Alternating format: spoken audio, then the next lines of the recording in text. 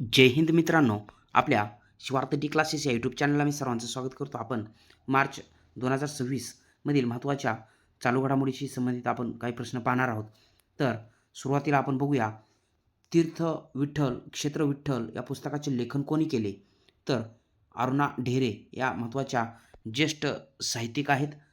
पुढचा प्रश्न आहे, तीर्थ विठ्ठल क्षेत्र विठ्ठल या पुस्तकाचे प्रकाशन कोणाच्या हस्ते झाले? तर महाराष्ट्राचे मुख्यमंत्री देवेंद्र फडणवीस यांच्या हस्ते. पुढचा प्रश्न आहे, 2027 जनगणना ब्रँड अँबॅसिडर म्हणून कोणाची निवड झाली? तर सुदर्शन पटनाईक. एक महत्त्वाचं प्रसिद्ध व्यक्तिमत्व सुदर्शन पटनाईक यांचे 2027चे जनगणना ब्रँड अँबॅसिडर म्हणून निवड झालेली आहे. प्रश्न येण्याची शक्यता दाट आहे मित्रांनो. पुढचा प्रश्न आहे, सुदर्शन पटनाईक कोण आहेत?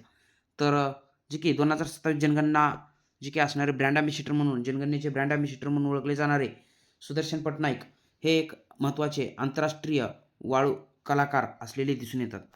पुढचा प्रश्न आहे, भीम पेमेंट्स ॲपने ब्रँड अँबॅसिडर म्हणून कोणाची निवड केली? तर महेंद्रसिंग धोनी यांची निवड आपल्याला केलेली पाहायला मिळते. पुढचा प्रश्न आहे, बघा यावर एक प्रश्न विचारला गेलेला आहे आणि पुढे सुद्धा येऊ शकतो. तर गरुडा एरोस्पेसचा ब्रँड अँबॅसिडर कोण आहे? तर महेंद्रसिंग धोनी यांच्या बाबतीत लक्षात घ्या.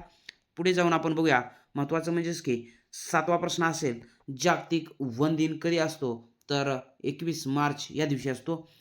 पुढचा प्रश्न आहे, 101व्या अखिल भारतीय मराठी नाट्य संमेलन अध्यक्षपदी कोणाची निवड झाली? तर मोहन जोशी यांची निवड झालेली आहे. महत्त्वाचा आहे क्वेश्चन मित्रांनो. पुढचा प्रश्न आहे, जागतिक आनंदी अहवाल 2026 नुसार जगातील सर्वात आनंदी देश कोणता? तर फिनलँड हा जगातील सर्वात आनंदी देश ठरलेला आहे. जागतिक आनंदी अहवालानुसार सलग किती वेळा फिनलँडला प्रथम क्रमांक या अहवालामध्ये मिळालेला आहे ते कमेंट सेक्शनमध्ये सांगायचं आहे. पुढचा प्रश्न आपण या ठिकाणी बघूया चालू घडामोडीचा. बघा, जागतिक आनंदी अहवाल 2026 नुसार भारताचा कितवा क्रमांक आहे? तर 116वा भारताचा क्रमांक असेल. तर 2025चा मराठी भाषेचा साहित्य अकादमीचा पुरस्कार कोणाला मिळाला? राजू बाविस्कर यांना मिळाला. लक्षात असू द्या, प्रश्न महत्त्वाचा आहे, जळगाव जिल्ह्यातील असणार आहे ते राजू बाविस्कर. पुढचा प्रश्न आहे, राजू बाविस्कर यांच्या कोणत्या पुस्तकाला साहित्य अकादमी 2025चा पुरस्कार मिळाला? तर काळ्या निळ्या रेषा हे त्यांचं आत्मचरित्र आहे राजू बाविस्कर यांचं. पुढचा प्रश्न आहे मित्रांनो, 2025चा हिंदी भाषेचा साहित्य अकादमीचा पुरस्कार कोणाला मिळाला? तर उत्तर आहे ममता कालिया. तर या ठिकाणी लक्षात घ्यायचं आहे की हिंदी भाषेचा साहित्य अकादमीचा 2025चा जो काही पुरस्कार मिळाला ममता कालिया, मग त्यांचं पुस्तक कोणतं आहे? तर कोणत्या पुस्तकासाठी ममता कालिया यांना हा पुरस्कार मिळाला?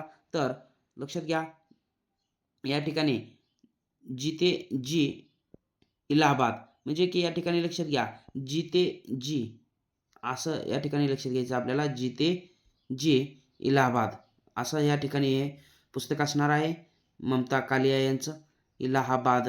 लक्षात घ्या, हा प्रश्न आपल्याला येऊ शकतो किंवा इंग्रजी पुस्तकाच्या बाबतीतला जो काही आहे साहित्य अकादमीचा पुरस्कार तो विचारला जाऊ शकतो. बघूया आपण पुढे. तर 2025चा इंग्रजी भाषेचा साहित्य अकादमीचा पुरस्कार कोणाला मिळाला?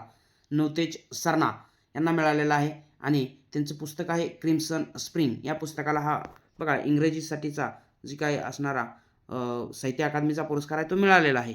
पुढचा प्रश्न आहे मित्रांनो, राष्ट्रीय साहित्य अकादमीची स्थापना कधी झाली? तर 1954 मध्ये, जे की आपल्या भारतरत्न किंवा नागरी सन्मानाची सुरुवात झालेली आहे 1954 मध्येच, लक्षात घ्यायचं आहे. पुढचा प्रश्न आहे, 17 मार्च 2026 मध्ये जागतिक आरोग्य संघटनेतून बाहेर पडणारा देश कोणता? म्हणजे की अधिकृतपणे या देशानं घोषणा केलेली आहे तर अर्जेंटिना हे आपल्या प्रश्नाचं योग्य उत्तर आहे. यापूर्वी अमेरिकेने सुद्धा जागतिक आरोग्य संघटनेतून बाहेर पडण्याची घोषणा केलेली पाहायला मिळते आपल्याला. तर पुढचा प्रश्न आपल्याला पाहायचा आहे, अर्थव्यवस्थेला बळकटी देण्यासाठी गोटेक ही जागतिक शिखर परिषद कुठे आयोजित करण्यात आली?